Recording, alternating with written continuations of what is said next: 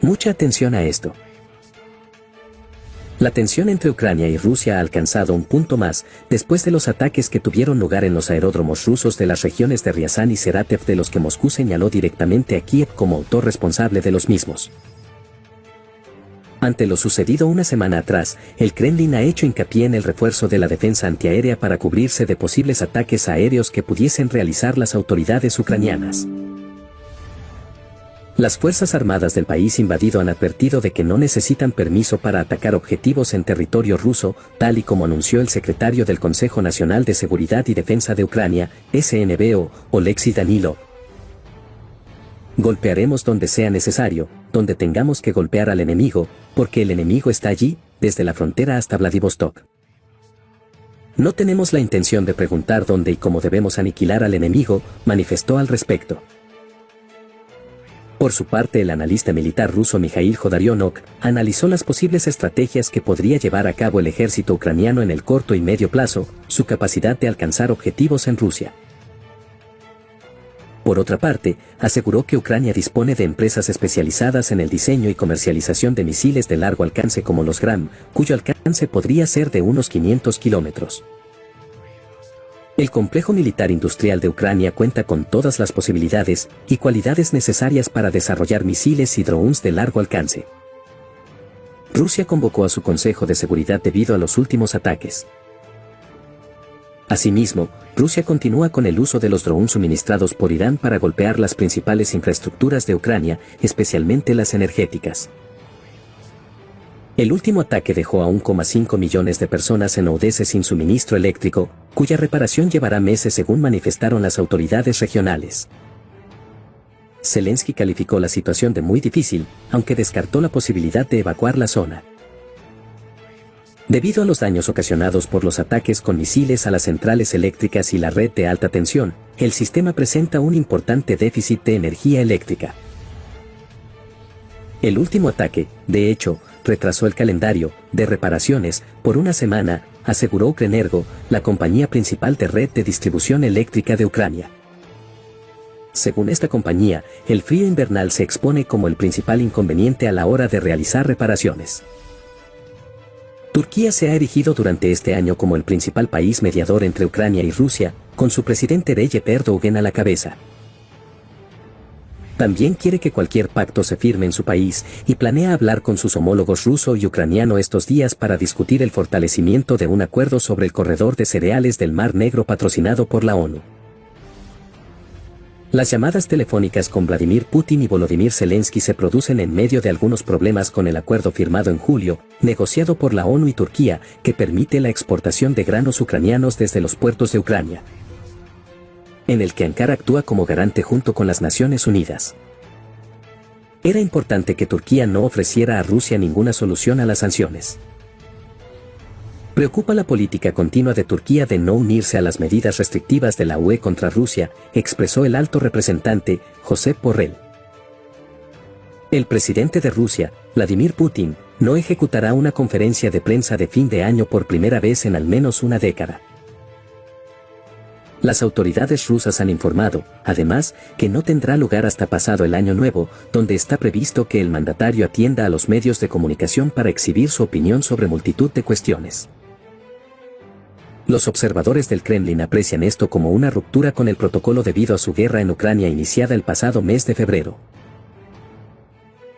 De hecho, el portavoz del Kremlin, Dmitry Peskov, ha puntualizado que las fechas de estos eventos serán anunciadas después de que se fije la fecha en la que Putin se dirigirá a la Asamblea General, según informaciones de la agencia de noticias TASS. Gran oportunidad para mejorar su imagen. En relación con la rueda de prensa anual, sí, no habrá una hasta Año Nuevo, pero esperamos que el presidente encuentre un momento para hablar con los periodistas antes de eso, tal y como hace regularmente, incluso cuando se producen visitas de mandatarios extranjeros, indicó de manera contundente Peskov. Sin embargo, tampoco ha hablado de la fecha en que Putin hablará ante el Congreso y ha insistido en que se notificará a su debido tiempo.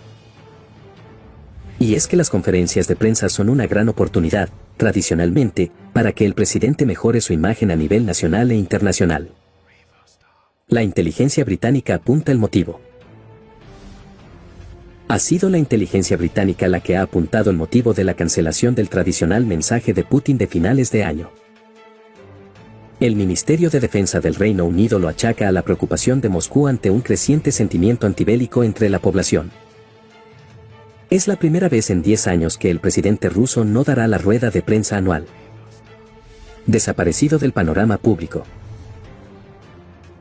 En años anteriores, por ejemplo, el mandatario ruso se limitó durante gran parte del evento a responder preguntas blandas de periodistas locales, incluidos algunos disfrazados.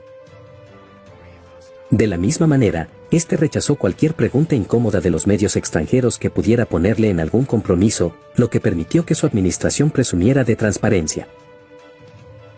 Durante varios días seguidos Putin ha desaparecido de la escena pública, lo que a veces ha dado lugar a bromas de que el mandatario ruso se esconde en un búnker. Es por ello que su administración se ha tenido que enfrentar a preguntas controvertidas sobre su estrategia para la guerra, retiros militares o una movilización masiva, entre otras. Rusia no amenaza a nadie. Las ruedas de prensa anuales del presidente ruso, a las que se acreditan más de 1000 periodistas, habitualmente duran varias horas y son transmitidas en directo por la televisión. Rusia no amenaza a nadie, transmitió Putin en su anterior gran conferencia de prensa, el 23 de diciembre del año pasado, tras responder una pregunta de un periodista occidental sobre una posible invasión rusa a Ucrania. En esa ocasión, 2 meses antes del comienzo de la campaña militar rusa en Ucrania que él ordenó, era Putin el encargado de exigir garantías de seguridad ante las supuestas amenazas de Estados Unidos que, aseveró, había desplegado misiles cerca de la frontera rusa, como lo hiciera la Unión Soviética con Cuba en 1962. La guerra va camino de cumplir un año desde que el pasado 24 de febrero Vladimir Putin anunciara una operación militar especial en Ucrania, una manera diferente de decir que invadía el país vecino. A partir de ahí la guerra se desató, Occidente reaccionó contra Rusia con sucesivas rondas de sanciones para tratar de aislar al Kremlin en materia económica y prestó ayuda logística, económica y militar al país gobernado por Zelensky. El conflicto, que ya sobrepasa los 9 meses, ha dado un vuelco a medida que ha ido avanzando. La iniciativa ahora es ucraniana, que incluso ha recuperado regiones perdidas al principio de la invasión. Rusia se centra en bombardear infraestructuras clave de Ucrania para dejar sin luz y suministros a la población ucrania. Esta es la actual situación en el campo de batalla, pero ya se puede decir que nada ha salido como planeaba Putin. Un informe publicado por el British Royal Defence Research Institute, RUSI, por sus siglas en inglés, desvela cuál era la hoja de ruta del Kremlin en su operación militar especial en Ucrania. La guerra, según este trabajo, ya habría terminado. Según la citada investigación, las líneas maestras del plan de Putin eran muy claras y definidas: invasión de Ucrania en 10 días con la intención de tomar el parlamento y eliminar a sus principales líderes. Posteriormente, una vez derrocado el gobierno actual, ocupar progresivamente el país y culminar la anexión de Ucrania en agosto de 2022.